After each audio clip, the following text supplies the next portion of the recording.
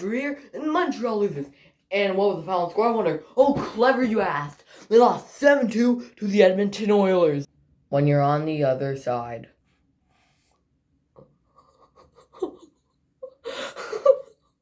Hi guys. Drew here, back with another video. And the Growlers win. Yeah, they won. They won 9-4. Oh my gosh, guys. The Growlers win 9-4 against the Trois Rivieres. You might hear the wind in the background because it's really windy today. Guys, the Growlers win 9-4 over Trois Rivieres.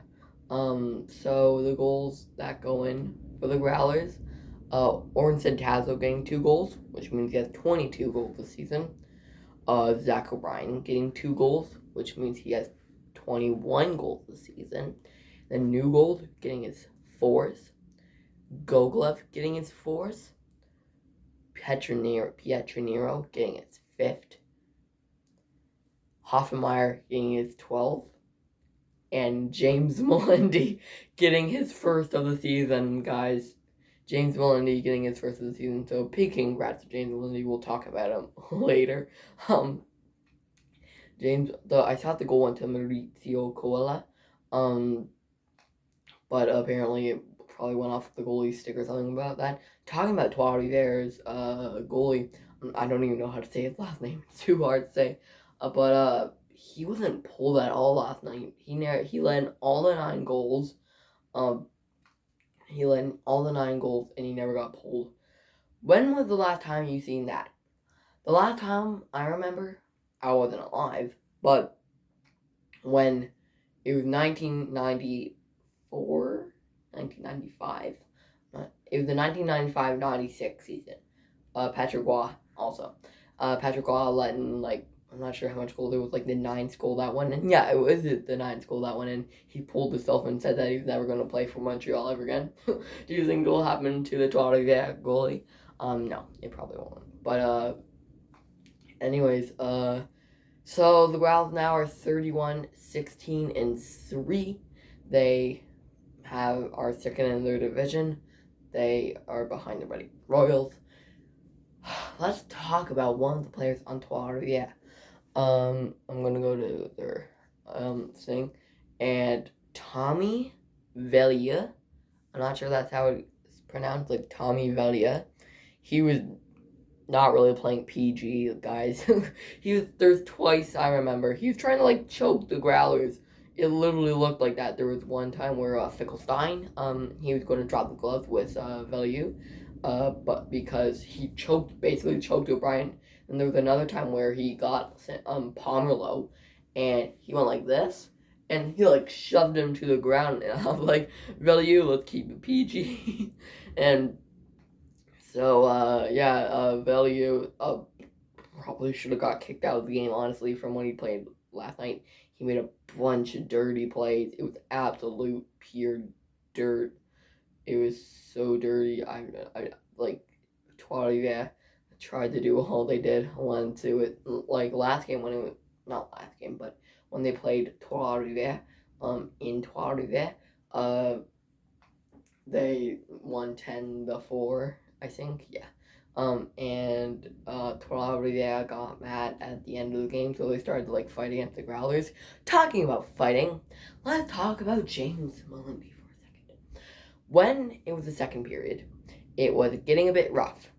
So all of us were at the end of the 2nd, we were all the 3rd period's gonna be rough. It's gonna be super rough. It's gonna be dirty.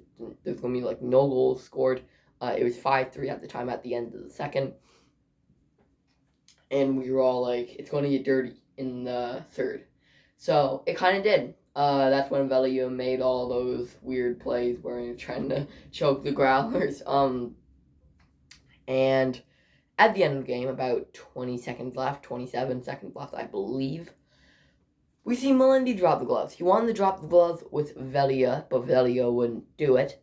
But guess who he dropped the gloves with? he dropped the gloves with Matthew Gagnon of Trois Rivieres, the guy who basically made Todd Skirving fly. He literally elbowed him and he wiped out like that. And he dropped the gloves with Gagnon. It was they were both bald, so it was like seeing the two Mr. Cleans fight against each other. But no one really won the fight though. But when Melindy was done the fight, he because it was 20 seconds left, obviously, so he was going to go, and he wasn't going in the penalty box because there was really no use. So he went into the locker room. But when he was going in the locker room, he was like, yeah, let's go, and he made all the fans go hyped up, and there was a lot of fans there, guys. There was like 3,900 something. I'm not sure, but there was a lot of fans there, guys, last night. There was a bunch of scouts on like section 112 and like 113 and all that area, but there was a bunch of scouts there, so they pretty much won it for the scouts. And during like the second intermission, yeah, they got a picture of one of the later scouts. They got a check. I'm not sure what the check was, but he was able to get a check. He came out of the locker room actually, so they all got a check. So shout out to the scouts, and yeah, the Growlers win. They play again today at 4 o'clock. Get your tickets, guys, if you want to see a show. That's pretty much the best Growlers game I've seen all season. In pretty much all of the Growlers history I've ever seen a Growlers games. It was even better than the Kelly Cup Championship game. The crowd was louder than the Kelly Cup Championship game. It was unreal. And out of all games, I'm happy it was tonight that it happened. And, yeah, that's pretty much the best Growlers game I ever went to besides that game. I really enjoyed the game where the Growlers won against Kansas City 2019-20 season. They won 7-1. I went like right next to the glass in that game, and they pretty much won. And they won 7-1. That was a good game. And the Kelly Cup Championship game, obviously, was a really good game for the Growlers. And this game, Trois Rivieres and the Growlers are heating up a rivalry, guys. So if you ever are in Newfoundland or you're in Trois Rivieres, make sure to go see if the Growlers or the Trois Rivieres are playing. And if they are, get your tickets, for crying out loud. It'll be a show, guys. So that's going for this, you guys. I hope you enjoyed. If you do, you can like this video. You can subscribe if you really liked it. And the Growlers scored 2 goals in 20 seconds at the start of the second. Let's see if they can win today. Make sure to see my video.